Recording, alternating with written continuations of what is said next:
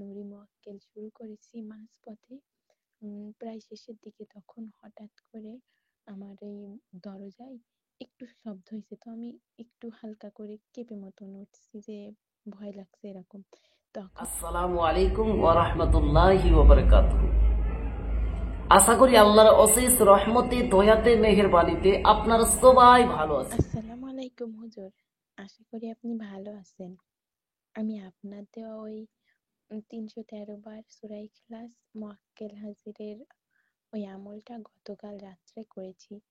আমি কালকে যখন ওই আমলটা করেছি তখন আমার কোনো গরম অনুভব হয়নি হুজুর, কিন্তু আমার 2-3 বার একদম শরীর দিয়ে ঠান্ডা বাতাস বয়ে গেছে এরকম মনে হয়েছে, কিন্তু আমার ঘরের দরজা জানালা সবকিছু বন্ধ করা ছিল, হাওয়া ঢোকার কোনো লাইন নেই, তাও আমার এরকম ঠান্ডা বাতাসের অনুভূতি হয়েছে আমল করার সময়। তারপর যখন নুরি মোয়াক্কেল শুরু করেছি মাঝপথে প্রায় শেষের দিকে তখন হঠাৎ করে আমার এই দরজায় একটু শব্দ হয়েছে, তো আমি একটু হালকা করে কেঁপে মতন উঠছি যে ভয় লাগছে এরকম। তখন আমার চোখ বন্ধ, আমি চোখ খুলিনি, অন্ধকার তো আমি চোখ খুলিনি, চোখ বন্ধ করে রাখছি।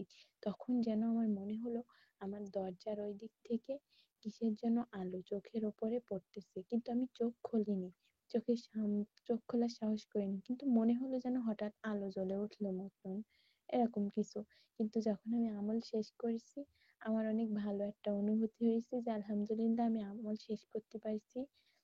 আমার চিন্তা অনেকটা ফ্রেশ হয়েছে আলহামদুলিল্লাহ। কিন্তু আমি আজকে আমল করেছি 11 বার করে পড়তে বলছিলেন, কিন্তু আহ আমাদের কি শরীর কি বন্ধ করতে হবে ওই যেভাবে বলছিলেন 7 বার আয়াতুল কুরসি দুরূদ শরীফ পড়ে, এভাবে কি শরীর বন্ধ করা লাগবে? আর ওই 11 বার করে পড়ার আগেও পরে কি দুরূদ শরীফ পড়া লাগবে 7 বার করে? যদি আপনি জানিয়ে দিতেন তো অনেক ভালো লাগতো হুজুর। জি হুজুর, আমি বাংলাদেশ থেকে বলছি।